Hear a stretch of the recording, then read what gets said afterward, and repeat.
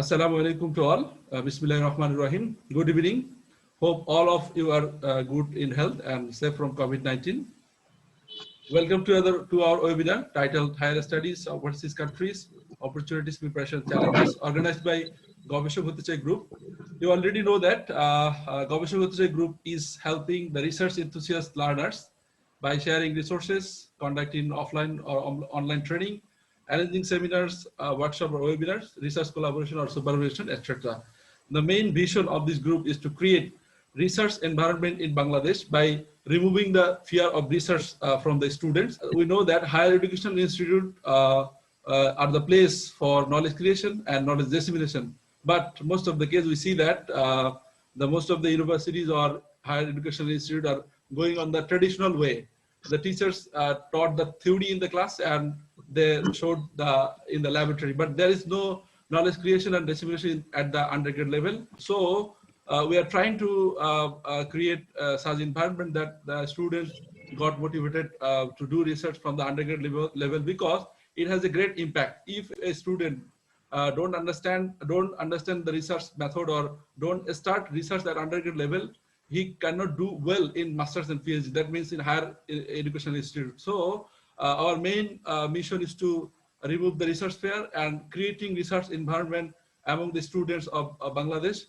You already know that we have already arranged a online free training on how to become a researcher. 45 students from 22 education institute have joined these live classes, and based on the request of the audience, we have uploaded the recorded classes on YouTube.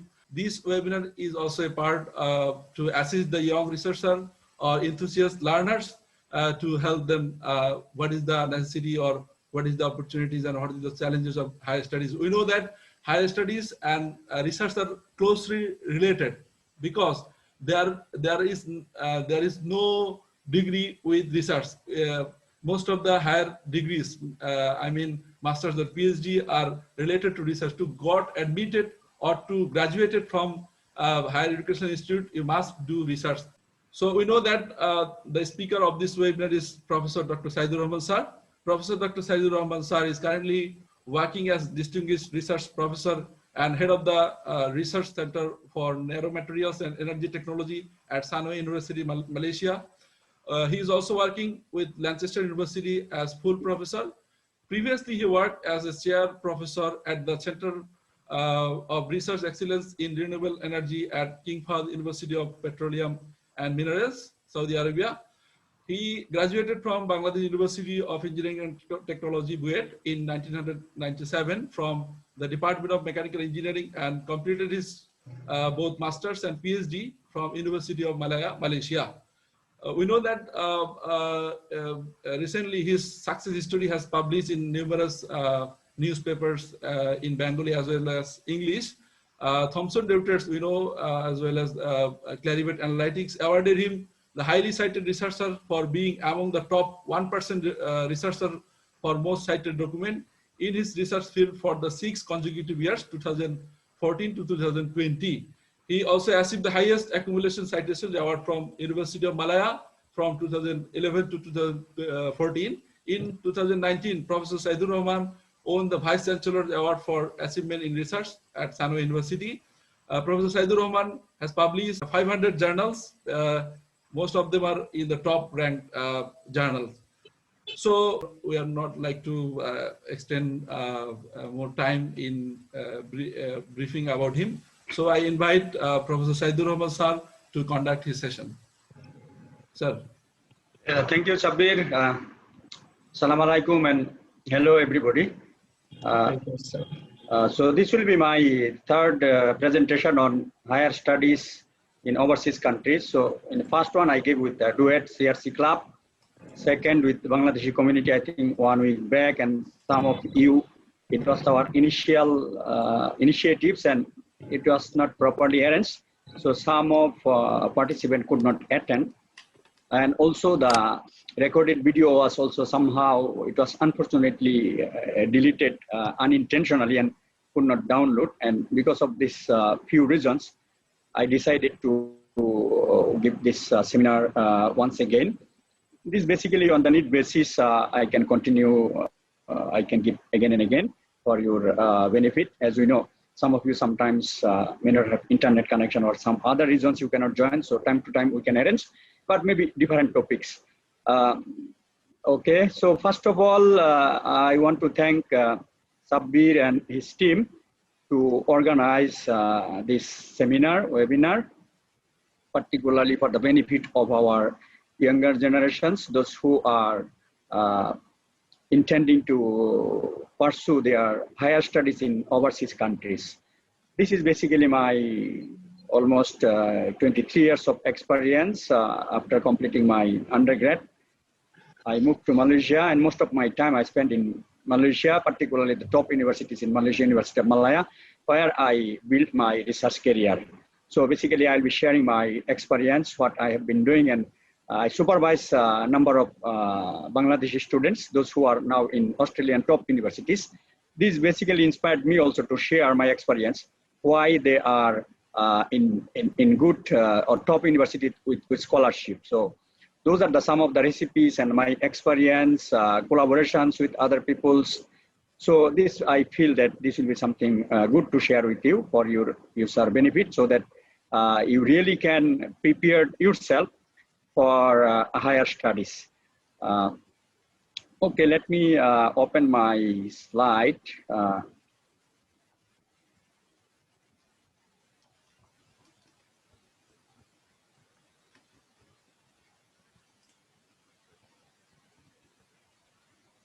Can you see my slides? Yes, sir. Yes, sir. Okay, that's good.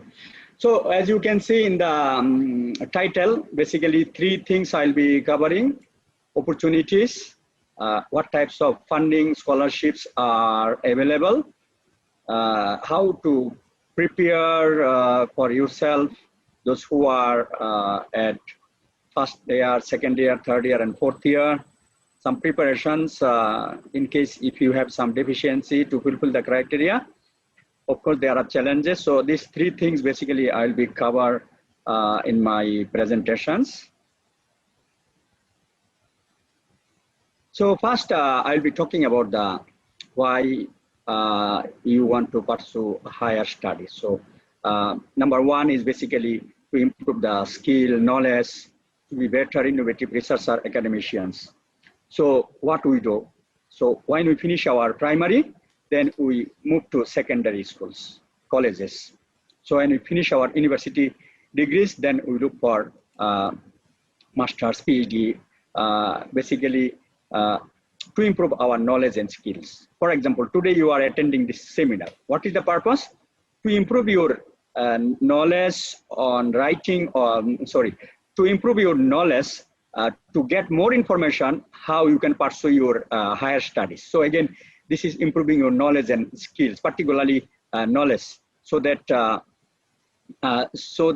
your knowledge is improved, your skills are improved, and so on. So PhD and master's study basically is improving your research skill. So at your undergraduate level, school, colleges, so you have gained your theoretical knowledge, but master's, PhD, all those are higher studies basically to improve your research skills. So for example, I have completed my undergraduate at BUET. So that is theoretical knowledge I have gained. So when I came in Malaysia for my master's and PhD, basically that's how I build my research career. So my research career is built in University of Malaya particularly, because I spent there almost 18 years and that's the best university. So to improve your skill, knowledge, writing skill, knowledge, and so on, and most importantly, to be better or innovative researcher academician. So at this moment, you may not have that number of publications, research experience yet. So when you will be pursuing your PhD and masters by research, definitely this will help you improving your knowledge, skills, and particularly you will be a better and innovative researcher academicians. As you know, the research is basically innovation. So innovation does not mean only that you will invent a robot, you will invent something. Yeah, that is one definition, that is one part. At the same time, innovation is something you are improving systems, processes, methods. You are making some processes more cost effective. Some products already there, but again, there are some drawbacks, some deficiencies. So if you can improve the efficiency, if you can reduce the price, cost, new method, reduce time. So basically, these are also under the innovation. So research basically will help you to be a better researcher, innovative researcher. At the same time, we have to teach also. That's what we mean.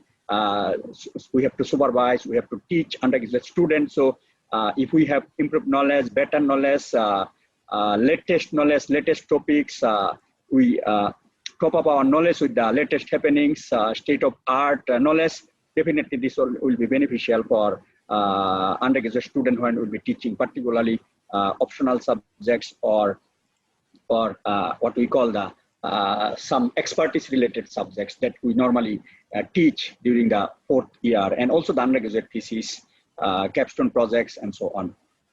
So this is basically one of the reasons that must be the prime reason.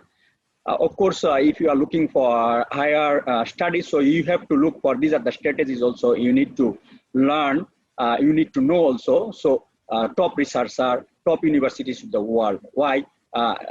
As you know, our countries, we don't have much facilities, strong research environment yet. So this is one of the reasons also why we go overseas countries, because as you know, the Australia, Canada, China, Malaysia, Japan, South Korea, they have good research facilities, they have top researchers around the world. So this basically will help you to gain your knowledge in working with these top researchers, top universities. So these are the strategies also when you will be looking for someone, a prospective supervisor. So you have to find who are the top in the field, which universities are top in your areas that you are intending to work. Of course, there are some other side benefit as well. As we know, this is also our intention, but our prime intention should be to improve the knowledge, skills, and to be innovative and better researcher.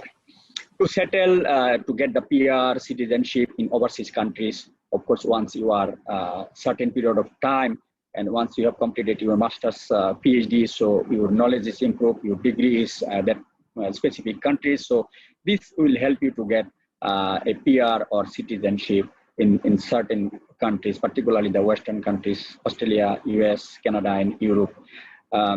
So in some countries, it is restricted. You might get PR, but not citizenship. For example, in Malaysia, there is no citizenship, particularly for foreigner. In most cases, like in Middle Eastern countries also.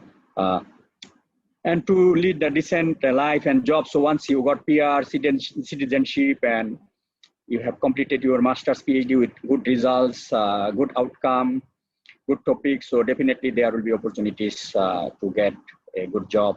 Of course, the overseas countries, Western countries, you can lead a decent life because life is more professional over there.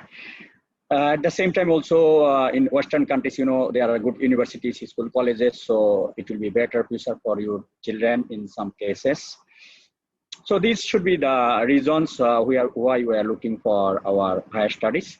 I'll be a little bit faster because time is 50 minutes, something like that. Okay.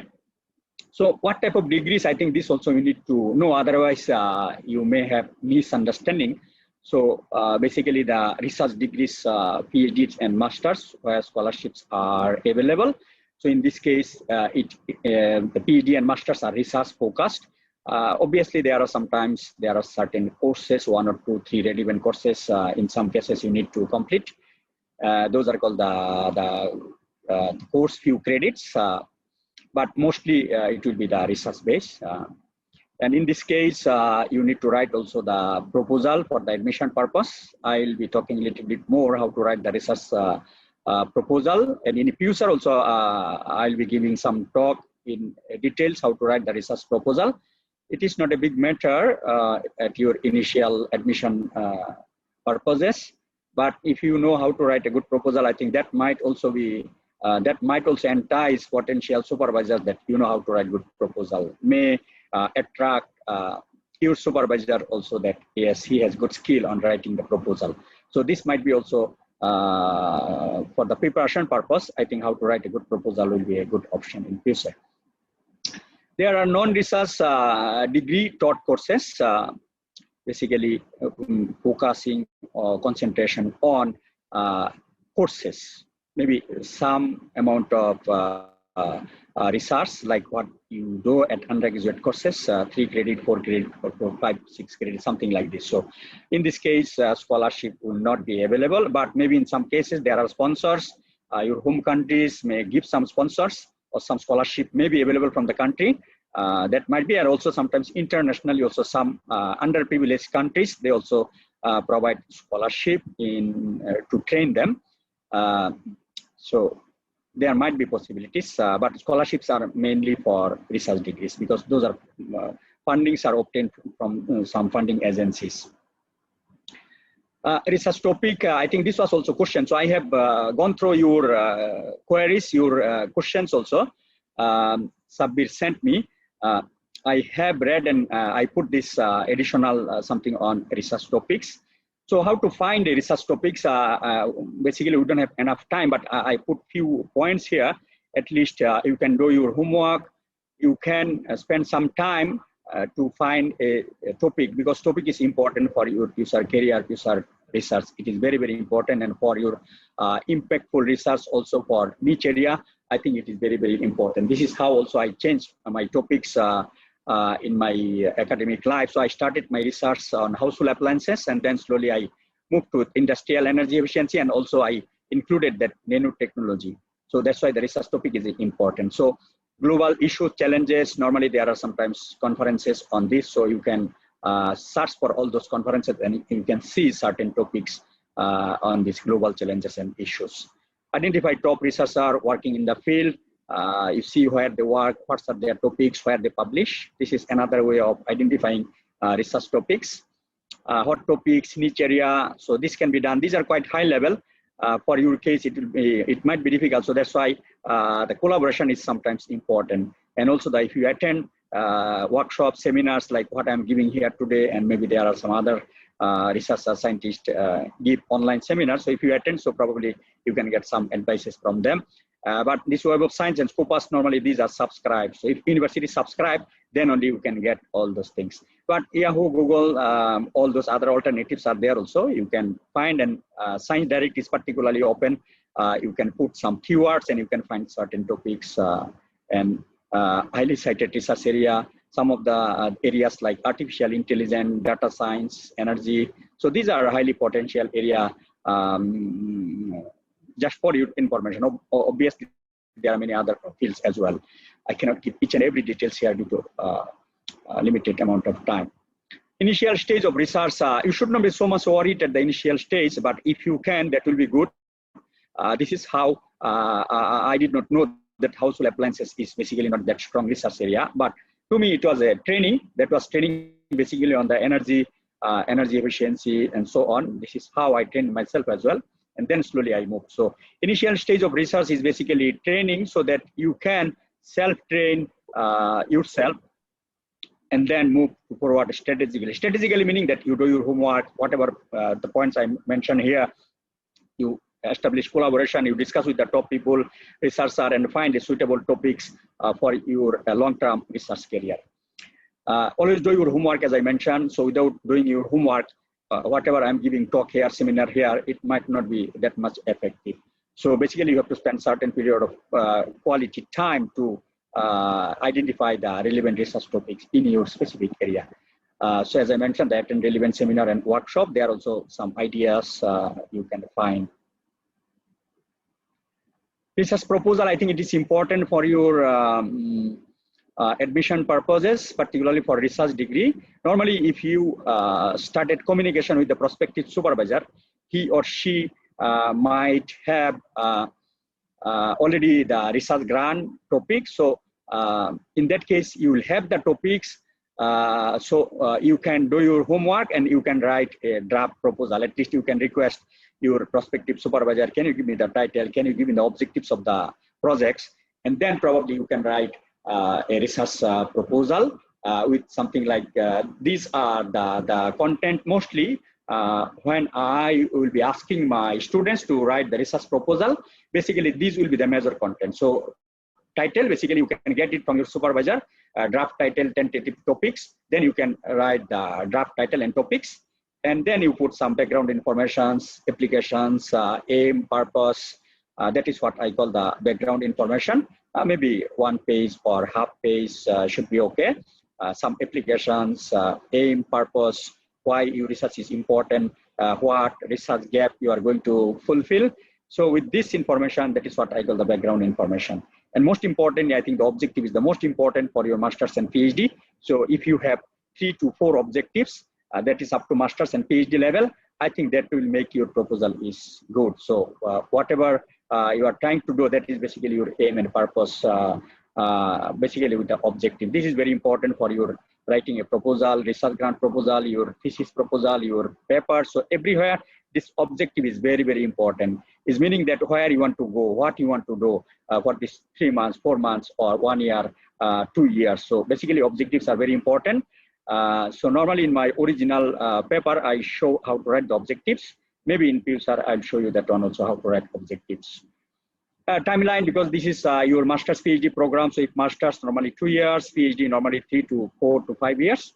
So all those time, how much you are going to spend in literature, project design, procurement of consumables, materials, equipment, particularly your project design, and when you are going to start experiment and so on, with the details of timeline and the methodology, actually how you are going to achieve the objective. So details of your experimental setup to achieve the data so that you can analyze. So that is the methodology is to address the question of how you are going to achieve the objectives, how you are going to generate the data and expected outcomes. So new product or new analysis, new results, improvement of certain systems process, maybe prototype, some patent and some papers.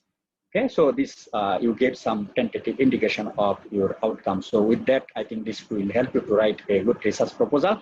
But again, it needs almost half an hour to write a good research proposal to give a briefing. So I don't have much time here, just to give you some little bit of insight or some smell so that you know what should be the writing research proposal.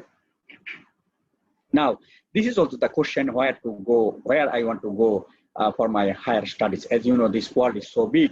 There are Western countries, there are Asian countries, there are Middle Eastern countries. We can do it locally as well. So where to go? So I will give you very specific answer that will help you to guide you to get the answer where to go.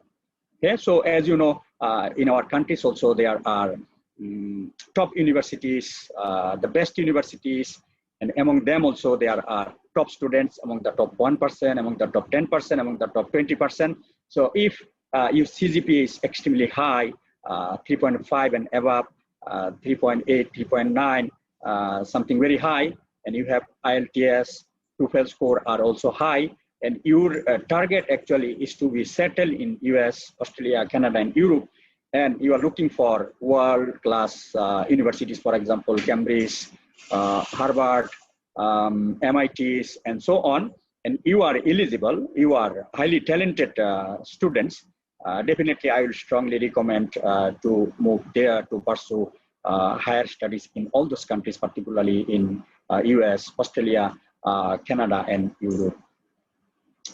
Those who don't have very high CGPA, moderate CGPA, 2.9 or 3 or 3.25, something like this, moderate category, and your IELTS TOEFL score also not that high, I would suggest, and this is also suggestion from other researchers who are working, who are studying now in Australia, US, Canada, also highlighted that better you pursue your masters in Malaysia, China, South Korea, Brunei, Middle East to get ready for you to study in Australia, US, and Canada. So this is how my students from Bangladesh, they came in Malaysia. So they did their masters, and then finally their target was to go Australia, US, and Canada, and this is how they went. Particularly in my case, I think 15 to 20 of my master students actually moved to Australia with full funding and very good scholarship, top scholarship in Australian universities. So many of you are asking that how you can get the full funding. So this is actually basically the clear-cut answer.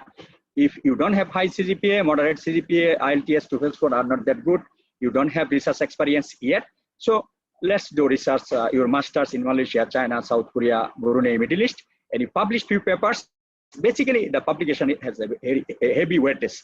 Why they got opportunities? Because they published 1, 2, 3 good quality papers, and that basically helped them to get the full funding. So that is actually one of the key answers in your case, those who does not have that high CGPA.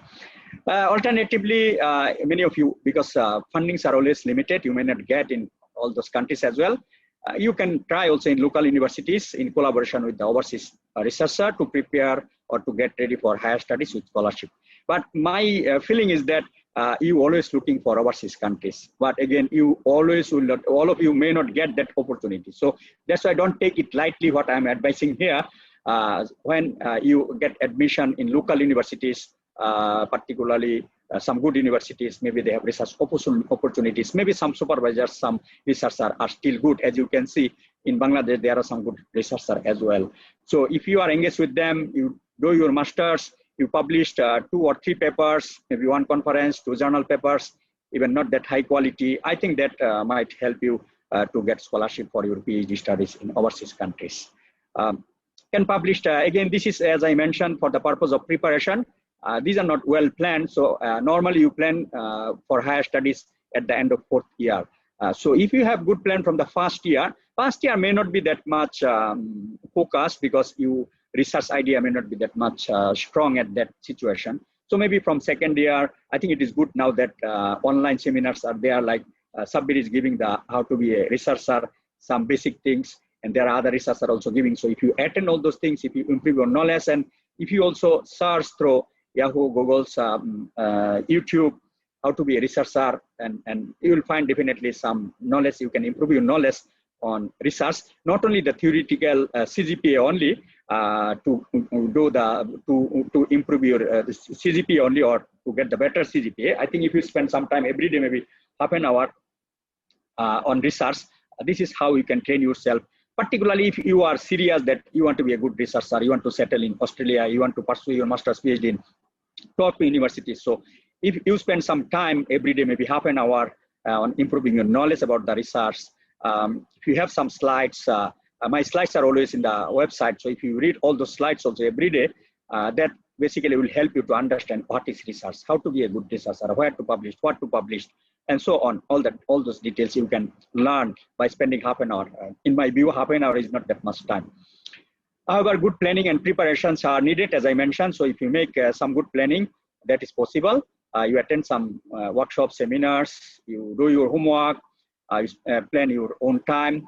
And here, I think the role of supervisor at undergraduate level is extremely important. So in that case, probably you look for your universities who are the potential supervisors still active in research, and they might help you, your undergraduate research, to convert into a journal paper or a conference paper. So if you make a good plan at the initial stage, who are the potential supervisors, who are active, who are research-based, who has some good publication, and you start to consult with them, identify the topics, and you also share that your future plan that you want to pursue your higher studies in overseas countries. So hello, sir, I need your help in this case. So I think this can be a good options.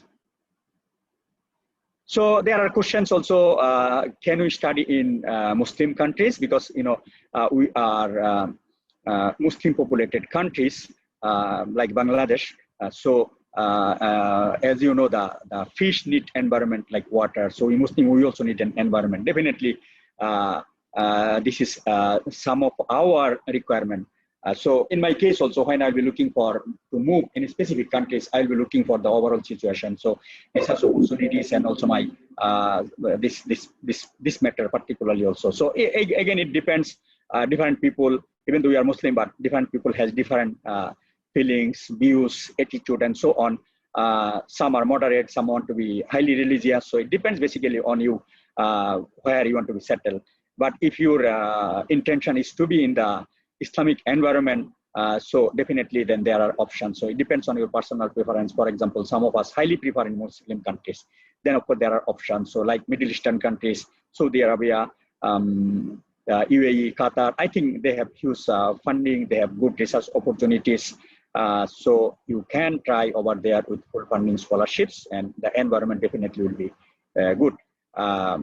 there is Malaysia also, as you know, this is a Muslim country, Brunei. So there are other countries also. So you can try there if you really want to be settled in these countries.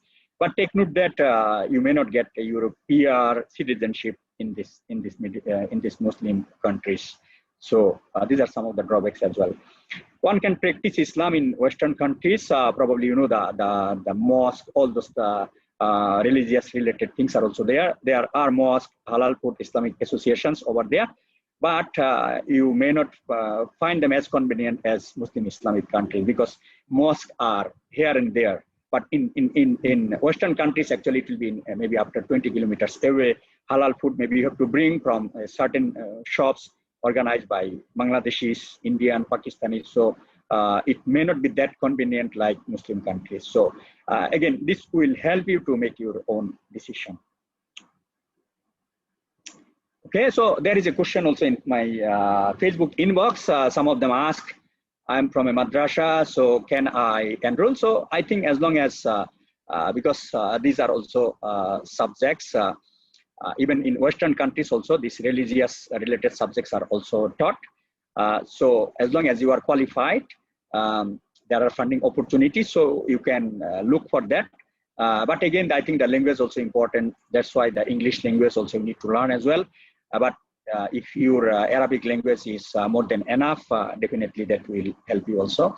So there is nothing wrong. There is no obstacles to study as a madrasa students, because that is also one source of, and I think our alim, all those are also, some of them are also recognized by the government. So you can try as long as you got the admission offer letter. I don't see anything problematic with that. In Malaysia, I saw there are some students from madrasa studying in international Islamic universities. There is a Modena University. So there are universities. So we have interaction with all those who are religious based. Sometimes when we go mosque, we see they are from our countries, and particularly they are from madrasas. Even in University of Malaya also, there is also Islamic Studies department faculty. So definitely there is a good option. But in terms of scholarship, there might be a limited number of scholarships. But again, it will help you to improve your knowledge skills in overseas countries. So if you have capabilities, you can invest in case if there is no scholarship